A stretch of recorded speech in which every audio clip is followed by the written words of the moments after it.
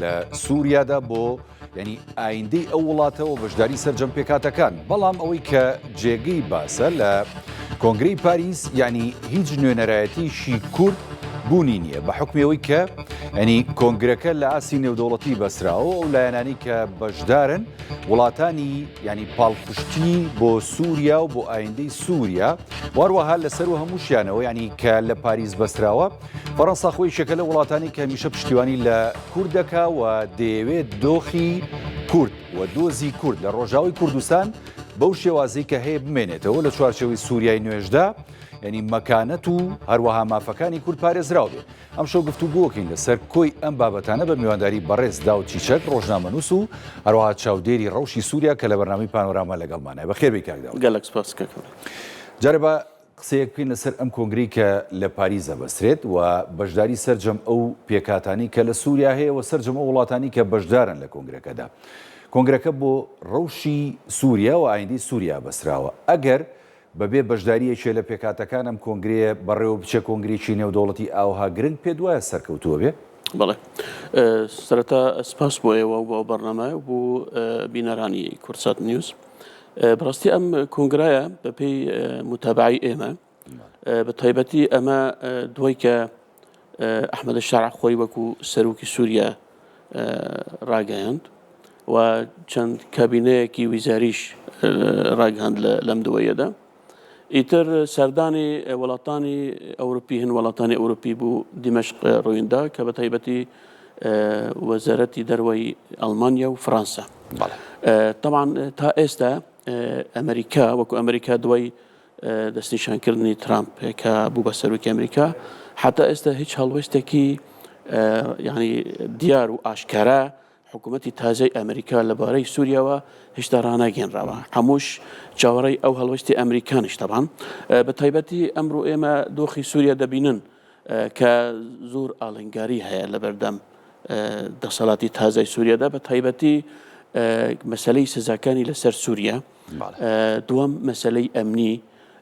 سێەم مەسەلەی گواستنەوەی سیاسی یعنی ڕاگوزەری دەسەڵات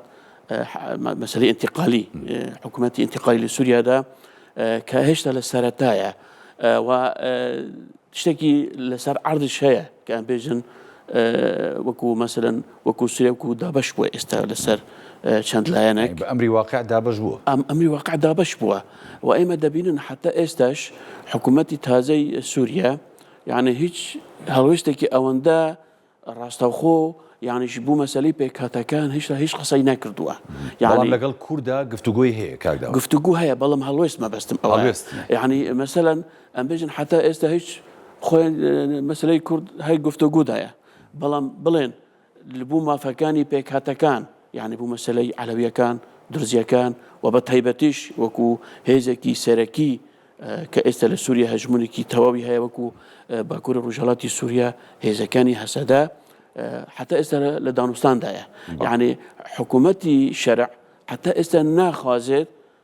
ڕاستەخۆ هەڵوێستێکی دیاری هەبێت حتانی ئەم کوبنەوەی و ئەمەی پاریس یەک ئەمەی پاریس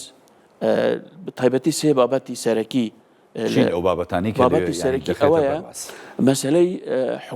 دابەشکردنی دەسەڵاتەکان لە حکوومەتی تازەی سووریادا کە پێک بێت کە بریارە لە دوای مانگی سێدا ئامادەکاری دەکرێن بۆ حکوومەتی انتقالی بۆ دیالۆگی نیشتیمانی ئەبێ کۆنگرەی نیشتیمانی دروست بێت حکوومەتی بوو گشتی سووریا دیالۆگی هەموو لایەنە سیاسیەکان و لایەنە سیاسەکان بەشدار بن و ئەو بە شتێکەوە بەحسی کرد مەسەلەی ئەو وەکو سووریا دابەش بووە بەشێکی تریشمە بەحسمە نەکرد مەسەلەی ئەو هێزی سوپای نیشتیمانی و ئەو هێزانەی کە سەر بە تورکیان ئەوش بەشێک یعنی حتى ئێستا هەرچەندە خۆیان گوتن ئەوە ئەبێ سوپای بکێتە یەک بخرێت بەڵام ئەو گروپانە هێشتا وەکو خۆیان حتى ئێستا و زۆر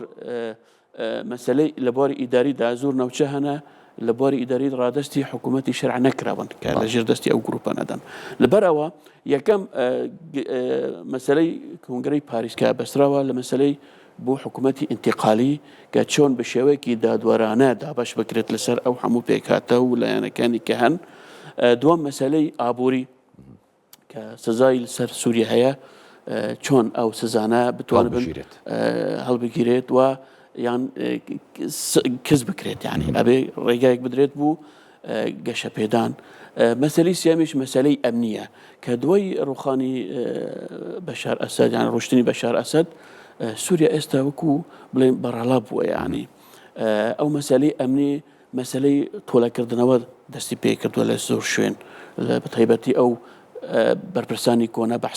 بەحسیەکان کە لە ناو سوپادا بوون کە لە ناو ئیدارەی سیاسی سووریادا بوون ئێستا ئەوان یانژی لە مەسەلەی زیندانیەکان ئێمە بینیمان زۆر حالەتی تۆلەکردنەوە لەلایەن ئەو گروپە چەکدارانە یانجیان بێژن حکوومەتی ئێستای سووریەکە دەکرا لە ناو عەلەویەکان زۆر حالەتی ئەوە ڕوویدا کە خۆیان ڕاستەوخۆ سزا دەن ئەوانە یعنی ببێ ئەوەی کە مەسەڵەن بڵێن کە دادگایەک دروست بکرێت ئەوان لە بشێوەیەکی تر ئەبێ ئەوان چۆن سزا بدرێن ئەو ڕموزی پێشتری کە حکوومەتی ئەسەد ئەوان چۆن تەعامل لەگەڵ ئەوان بکرێت. زۆر خاڵی تریش هەنا طبعاً مەسەلەی ئەمنی ئەبێ لە ئەو کۆنگرەی پاریسدا نیقاش بکرێت گفتوگۆ بگرێت بەڵام ئێمە بینیمان لە ئاستی وەزارەتی دەرەوە سووریا بەشدار دەبێت کە ئەڵێ ئاستی وەزارەتی دەرەوە یعنی پێویست بەوە ناکەیت سەرجەم پێکاتەکان نوێنەریان هەبێت لەم کۆنگرەی پاریسدا و لەسەر ئاستی دەوڵەتەوە تا سووریا بەشدارە بەڵام خۆی بۆ خۆی ینی قسەکە ئەوەیە کە بەشداری کورد لە ڕابردووشدا لە کۆمەڵێک لە کۆنگرە و ئەو میتینانی کە بۆ بابەتی سووریا بەسرا بە تایبەتیوانی ئەستانە ینی نوێنەراتی کوردیشان بانگ ناکرد ئەمەی سووریاش کە ئێستا لە پاریس دەبەسرێ هەروە لێکە درێتەوە یاخود نەخێر ئاساییەگە نوێنەری کوردیش بەشدار نەبێ ئەمەی پاریس بە پێش ئەوەی ینی ئەمر خۆ ئەمر کۆنگرایە ئەو هەندێک نوێنەری خۆبەڕێبەری خۆسەر کە نوێنەرەتیان لە فەڕەنسایە خۆی نوێنەرەتی خۆبەڕێبەری خۆسەر لە فەڕەنسا هەیە وەکو نوێنەرەتی خۆسەر هەیە لە فەڕەنسا طبعا علاقاتی فەڕەنساش لەگەڵ کورد باشە زۆر باشە یعنی نەتەنێ باشە زۆر باشە و من بخۆم قەنعاتی من ئەگەر نوێنەرشمان لەناو ئەو کۆنگرەی پاریس بێ وەکو فەڕەنسیەکان وەکو دیپلۆماسی فەڕەنسا نوێنەراتی ئەوە ناکەن دیفاع ئەوەندا لە مافی کوردەکەن یعنی بەڕاستی و ئێمە زۆر هەڵوێستیمان بینیوە یعنی هەڵوێستی تایبەتی وەزیری دەوڵەتی فەڕەنسا لە زۆر بابەت بوونەدا قسەی کردووە و دیفاع لە مافی کورد دەکات و ئەبێ چۆن کورد بەشدار بێت لە قۆناغی داهاتووی سووریادا یعنی بە ڕاشکاوی و بە ئاشکرا و بە پشتبەستن بە هاوپەیمانێتی کورد کە تا ئێستا بەتایبەتی فەڕەنسا ئەوە نقطەیەکی تریشەیە کە کەورەیانی مەسەلەی فەڕەنسا ئێستا ئێمە کە بەحسی ڕوولی ئەمریکاش دەکەن هەرچەندە ئەمریکا لە بواری عەسکەریدا بوونیان هەیە و بەرپرسی سەرەکیە یانجی بەشداری سەرەکیە لە هاوپەیمانی دەوڵەتی سەرۆکیاتی هاوپەیمانی دەوڵەتی دەکات بەڵام لە بواری دیپلۆماسی لە بواری سیاسی لە بواری مەسەلەی ئەو کوبوونەوەی کە بوو داهاتووی سووریا ڕوولی فەڕەنسا زیاترە تەبەنەوە وەکو ڕۆلی فەڕەنسایە ینی بەهۆبەشی لەگەڵ ئەمریکا ئەوە دەبینم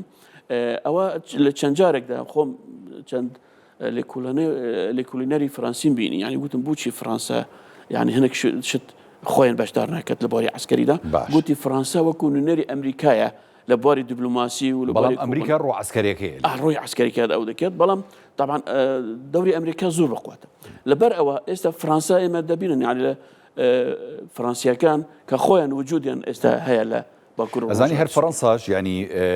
هەوڵێکی زۆریدا یعنی لە دوای ڕوخانی بەشار ئەسەدەوە ینی پەیوەندیەکانی کورد و ڕۆژاوای کوردستان لەسەر ئاستی باڵا لەگەڵ ینی حکوومەتی نوێی سووریا بە سەرۆکایەتی ئەحمەد شەرع باش بکە و ڕۆڵی هەبوو لەو گفتوگویانی کە ئێستا دروست بوو لە نێوان بەڕێز مەزلوم عەبدی و هەروەها ئەحمەد شەرع ئەمە گرنگە ینی بۆ ڕۆژاوای ئەوە خۆی کاتی ینی جێنەرال مەزلوم لەگەڵ ئەحمەد شەرع کوبووەوە خۆی فەڕەنسا و ئەمریکایەکان لەگەڵ بوون ینی بە ئامادەبوونی ئەوان بوون خاڵێکی تریش ئەوە ینی فەڕەنسا بەڕاستی خۆ ئەوە شەبەیە لەبیر کرد ینی لە مێژووی سووریادا خۆی ئێمە دەزانن ئیستعماری فەڕەنسی بوو لە سووریا هەر لە بەیروت لە لوبنانیش لوبنان و سووریا ئەوان بوو و باشترین ئەوان کە لە کۆمەڵگەی سووریا تێبگەن لە مێژووی سووریا لە خاڵە ناکۆکانی نەو سووریا یانجی پێکاتەکانی سووریا فەڕەنسیەکان لە هەموو کە زیاتر کەواتە ئەو بەرژەوەندیی فەڕەنسایە کە وای کردووە لە ئێستادا بیوێ ڕۆڵێکی گرنگ و باڵا لە ڕەوشی سووریا و ئایندەی سووریادا بجێڕێ وایەیانە بالضبط ئەوە زۆر مهمە و ئەو ئێمە دەزانن خاڵێکی تریش هەیە ئێستا سێ وڵاتانی سەرەکی هەنە کە زۆر منافەسیان هەیە لەسەر سووریا کە دەیەوێن هەژمینە زیاتر بقووەتر بێ لە سووریا. یەکەم تورکیایە، دووەم سعودیە، سێمیش ئیسرائیلە. بەڵێ و لە بوارەدا فەڕەنساش ڕۆلی فەڕەنساش کاریگەرتر و باڵاتر دەبێت لە هەموو ئەو یعنی ئەتوانێت ئەو ڕۆڵی تورکیا کەم بکاتەوە ڕۆلی فەڕەنسا لە سووریا داگەر هەبێت. بزات قەناعەتی من ئەوەیە فەڕەنسیەکان لە زۆر خاڵ هەوڵ دەدەن بە تایبەتی هەرچەندە سووریا کە یعنی ئێستا بوونی فەڕەنسا لە لوبنان زۆر بەقووەتە نایەوێت یعنی ئاسایشی لوبنان زۆر بۆی فەڕەنسای گرینگە و ئاسایشی لوبنانیش بە ئاسایشی سووریاوە بەسراوە ئەمە ئاسایشی سووریاوە ئەگەر لە سووریادا ئاسایشێکی بەرقەرار بێت استقرارێک ببێت و ڕۆلی فەڕەنسا تێدا هەبێت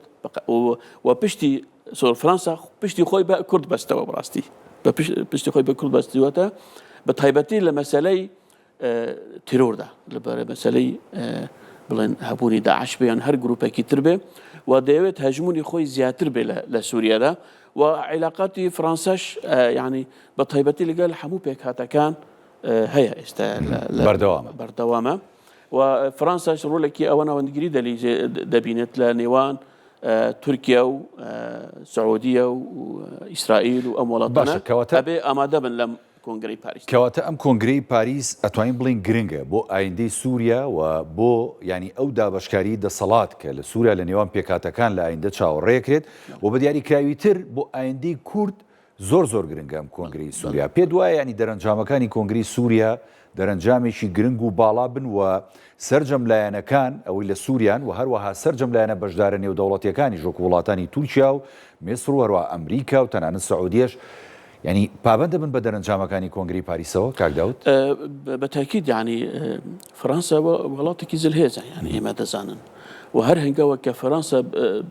بنێت بەرەو پێش بە تاکید ئەمریکاش ئەوە لەبەرچاو دەگرێت ینی هەڵوێستی فەڕەنسا بە تایبەتی لە بواری سووریەوە ئەوەش ئەوە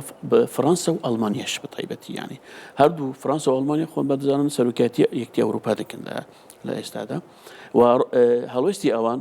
و ڕوولی ئەوان بوو مەسەلەی لە داهاتووی سووریادا کە بە تایبەتی ئەبێ چۆن مافی کورد یانجی ئەمەژن لە داهاتووی سووریادا سیستەمێکی چاوە ئەگەر بەرجەستە بکرێت لە سووریادا ئەبێ ئەوە بە ئۆکەی فەڕەنسا و ئەمریکا بێت و وڵاتانی یەکتی ئەوروپا لەبەر ئەوە بە قەناعەتی من یعنی ڕۆلی فەڕەنسا زۆر کاریگەر دەبێت و یعنی مەسەلەی بەشداری کوردش ئێمە دەزانن کە ئێمەکی ڕێگری هەن یانجی ئەم بێژن ڤێتۆی هەندێک وڵاتان هەنە وەکو تورکیا کە ڕێگر دەبێت و ناڕازیبوونی خۆ نیشاندەت لە وجودی وەفدێکی کورد لە فەڕەنسا بە قەناعەتی من ئەوە پێ دوایە زلێزەکان ینی ئەم بابەتە ینی بە هەندوەرنەگن کە کورد پێکاتەیە کە هەر لە سەرەتاوە ینی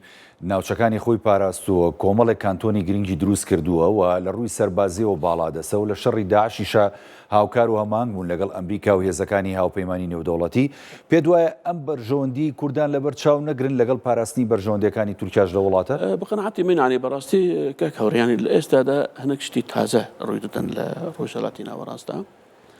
بە تایبەتی مەسەلەی ڕۆژاوای کوردستان کە ئێستا ئێمە دەبینن ینی زۆر شت دخنە بەر وەکو مەرج دخنە بەر ڕێبەبەری خۆسەری باکو ڕۆژهەڵاتی سووریا بۆ ئەوەی حساسیات و ئەو شتێکە تورکیا بەرەمبەری هەستیارە ئەبێ ئەوە کەم بکرێنەوە و دەیەوێن ئەو وڵاتی زلێزەکان دەوێن تورکیاش قانع بکەن کە ئەبێ یعنی بوێ نەوێ کورد لە سنووری ئەوەندەیە خاستان ڕۆژاوای کوردستان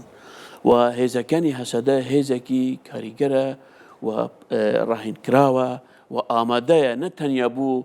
پاراستنی ڕۆژاوای کوردستان بوو پاراستنی هەموو سووریا ینی وەکو بەدیلێک و ئەڵتەرناتیڤێکی بەقووەتە یعنی ئەگەر چەند مەترسی وڵاتانی ئەوروپا و ئەمریکا هەیە کە ئەم دەسەڵاتی کە ئێستا لە سووریا هاتیتە سەر حکم هەرچەند پابەند دەبێت بە یعنی مەواسیقی نێودەوڵەتی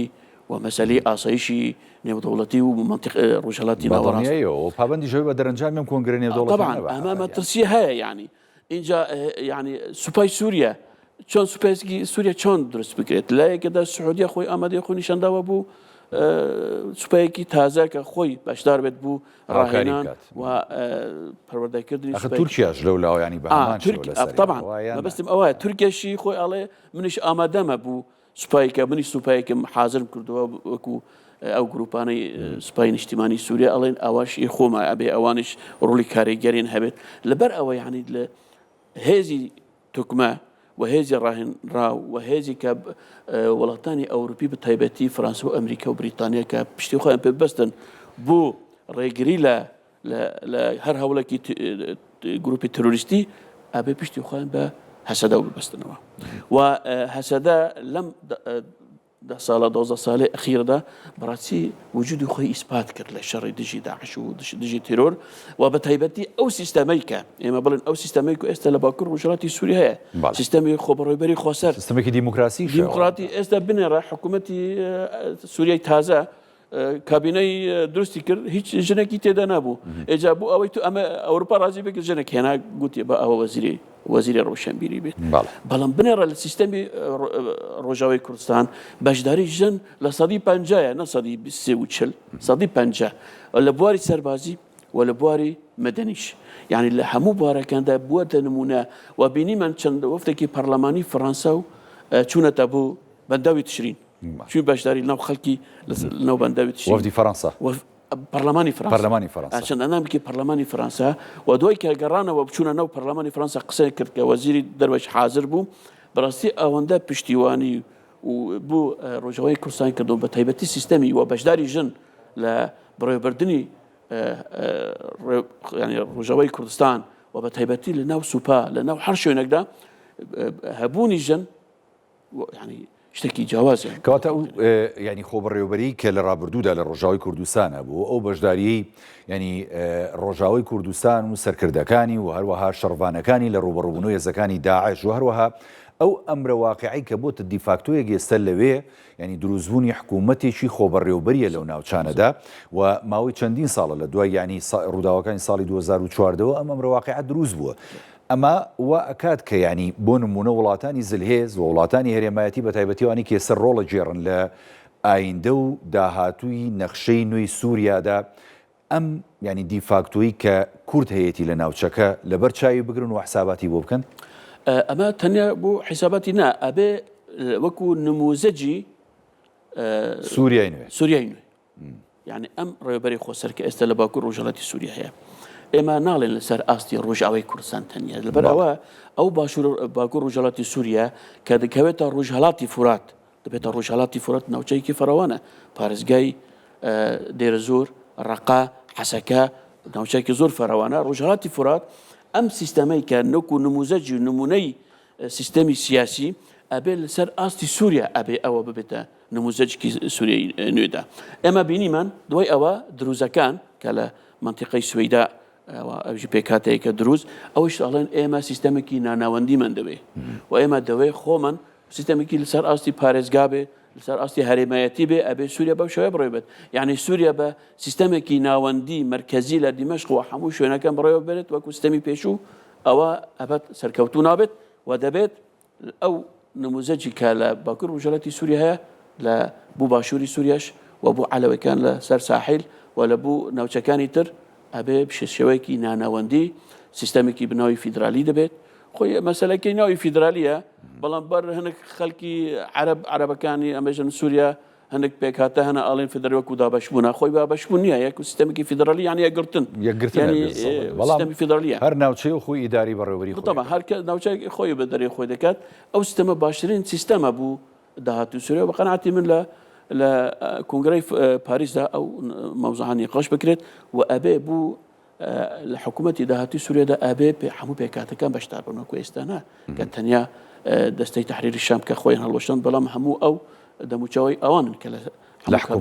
حکوومەتدان کابینە ویزاریدان و سوپاکەش ئەبێ بەو شێوەیە نەبێت ئەبێ ئەو سوپایش ئەبێ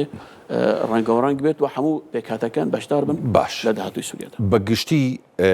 وەکو پرسیاری کۆتایی ڕۆژی ینی پەیوەندیەکانی نێوان لایەنە سیاسی کوردیەکان لە ڕۆژاوی کوردستان ئێستا چۆنە چکە هەوڵەکان هەبوو بە ئاڕاستەوەی کە ینی یەکگوتاری و یەکگرتووی لە نێوان کوردان دروست بێ بووی کە بە یەکڕێزی بچنە دیمەشق بۆ داواکردنی داواکانیان بەڵام بە کورتی وەڵام بێت بەڵێ کورتی یعنی ئێستا بڕاستی گفتوگو بەردەوامن ئەنە کەسە خۆیان لە ئەنجومەنی نیشتیمانی سووریایی کە خۆیان هەموو هەڵەشە ئەوانش خۆی بە حساب کشاندن و ئێستا گفتوگو لەنەو کوردە بەردەوا بن شەڕی ڕاگەاندن ڕاوەستاوە و ئەبێ کورد بە یەکشەند بۆ یەک داخواست ئامادە بن بوو بەشداریکردن لە کۆنگرەی دیالوگی نیشتیمانی سووریادا و داهاتوودا بوو حکوومەتی نوێی سووریادا بە شێوەیەکی ئاکتیف و کارە تێدا بەشدار بن طبعا ئەمەش هەنێک گۆڕانکاری ترش احتیمال لە داهاتوودا پێش بکەون تایبەتی نێوان پەیوەندی نێوان کورد و تورکیاداش یعنی باکوور ڕۆژهەڵاتی سووریا وەکو کورد و لە تورکیاداش ئەبێ پەیوەندی ئەوەش هەیە ئەو هەنگاوە هەیە بەپێی پێشاتەکانی ئێستا کە لە تورکیا شڕوو دەدەن ئێمە هێوادارن کە ئەوەش ببێتە دافعک و هاندەرێک بوو پەیوەندی کورد و ئیدی تورکیا ناڵێ کورد مەترسین لەسەر ئەبنی ئاسایشی تورکیا. بەڵێ زۆر سوپاس بۆ بەڕێز داوتی چەک ڕۆژنامەنووس و چاودێری سیاسی و ڕەوشی سووریا و ڕۆژاوی کوردستان کە لە بەرنامەی پانۆراما لەگەڵمان دووبارە بەخێوی. زۆر سوپاس پێی باشە. بەڵێ بینەرانی بەڕێز ئەڵقەی شەوی پانۆراماتان پێشکەش کرایەوە ساغ و تەندروست باش خواتان لەگەڵ.